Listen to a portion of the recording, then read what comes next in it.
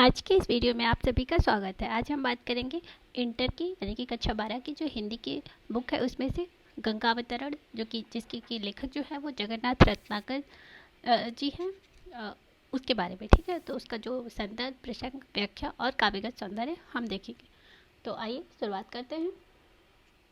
देखिए, हमारी जो कविता है वो है निकस कमंडल तय उमंडिनव मंडल खंडित धाई धार अपार वेग सौवायो विहंडित भयो घोर अति शब्द धमक सौ त्रिभुवन तरजे महामेघ मिल मनहु एक संग ही सब तरजे और निज दरेर सौ पौन पटल फारथ फहरावत सुरपुर के अति सघन घोर घन घस घघरावत चली धार धुधकार धरा दिस काटति कावा सगर सुतन के पाप ताप पर बोलती धावा।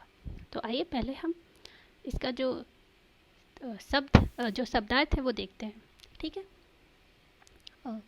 खंडित में होता है तोड़ देना, और निकस में निकलना, और अपार में बहुत तेज, मतलब अपार पे यानी कि तीव्र वेग से, और त्रिभुवन में तीनों लोक, और महामेघ यानी कि बहुत घनघोर बादल, और निज दरेर, दरेर का तात्पर्य होता है धक्का देना। ठीक है, दरेर में धक्का देना, और सुरपुर अति सघन, अति सघन में मतलब बहुत घना। ठीक है, बहुत से सघन, बहुत घनघोर या घना। ठीक है, और बोलती धावा मीन आक्रमण करना, जैसे धावा बोल देना, आक्रमण कर देना। सगर सुत, जो राजा सगर थे उनके सुत। जो यहाँ पे कवि ने जो भगीरथ जी ने जो गंगा को धरती पर लाने के लिए अब घोर तपस्या की थी, उसके बाद जो गंगा अवतरण हुआ धरती पर, जिस प्रकार से गंगा धरती आई है धरती पर, उसकी जो है वो व्याख्या अपने शब्दों में की है। तो आइए शुरुआत करते हैं। जो राजा सगर थे वो रघुकुल के राजा थे, यानी कि अयोध्या के राजा थे, और उनके पुत्र किसी कारण श्रापवश भस्म हो गए थे। उन्हीं का उद्धार करने के लिए जो राजा भगीरथ थे उन्होंने तपस्या की थी, जिससे जो गंगा है वो धरती पर अवतरित हुई थी। ठीक है, तो आइए शुरुआत करते हैं। देखिए, संदर्भ, प्रस्तुत पद्यांश आधुनिक काल के प्रसिद्ध रसवादी कवि जगन्नाथ दास रत्नाकर द्वारा रचित गंगावतरण काव्य से हमारी पाठ्य पुस्तक काव्यांजलि, यहाँ पे अगर आपकी बुक हिंदी है तो इसे हिंदी भी कर सकते, पुस्तक काव्यांजलि में संकलित गंगावतरण शीर्षक काव्यांश से लिया गया है। प्रसंग, इन पंक्तियों में कवि ने ब्रह्मा जी के कमंडल से अपार वेग के साथ निकलती हुई गंगा का सजीव और ओजपूर्ण चित्रण किया है। ठीक है, तो आइए देखते हैं।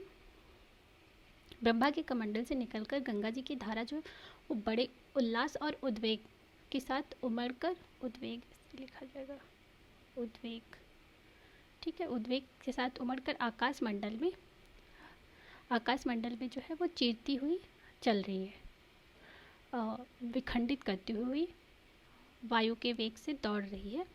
वेग के साथ गंगा के आगे बढ़ने पर भयंकर जो शब्दनाद हुआ ना, अपार भयो घोर, मतलब बहुत अधिक घोर, अति शब्द धमक सौत्र भुवन तजे, जो घोर नाद हुआ, जो घोर आवाज़ हुई, बहुत तेज आवाज़ हुई, उससे जो है वो तीनों लोग जो है वो काँप गए, भयभीत हो गए। तीनों लोग भयभीत हो गए। उसकी जो धमक थी, जो तेज आवाज़ की, उससे जो है तीनों लोग जो है वो भयभीत हो गए। गंगा के उतरने का वेग इतना प्रचंड था मानो प्रलयकाली बादल मिलकर एक साथ गरज रहे हों।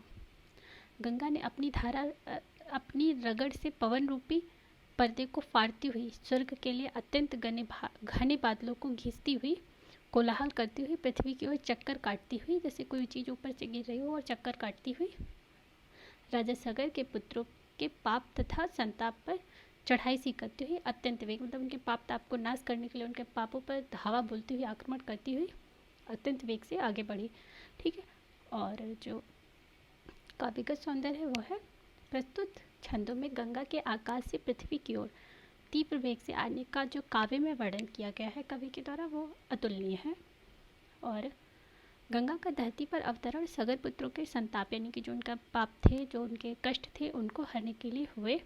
बहुत ही सुंदर ढंग से कवि ने इस प्रसंग को काव्य में, यानी कि कविता में बांधा है। ठीक है, जो शब्द है उनको कविता में बांधा है। ठीक है, और हमारी जो इसकी भाषा है वो है ब्रज, जो रस है वो वीर है, अलंकार जो है उत्प्रेक्षा, रूपक, अनुप्रास एवं ध्वन्यर्थ व्यंजना।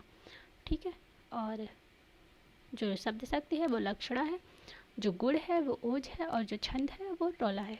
होप सो आप लोग को वीडियो अच्छा लगा होगा और हेल्पफुल भी लगेगा। अगर अच्छा लगे तो प्लीज़ लाइक कमेंट शेयर करिए और चैनल को जरूर सब्सक्राइब करिए। Thank you and God bless you all.